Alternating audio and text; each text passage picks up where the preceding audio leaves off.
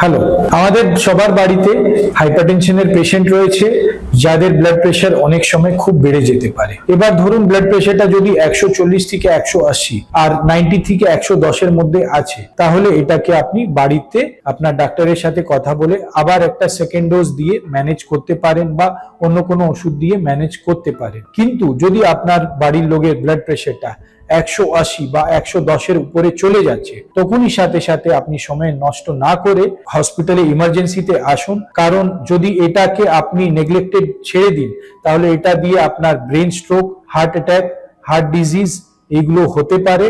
আর এই জন্য সাথে সাথে ইমার্জেন্সিতে এসে ইমার্জেন্সি আইভি মেডিকেশন, আইভি ওষুধ দিয়ে ব্লাড প্রেশারটাকে কমানোটা দরকার।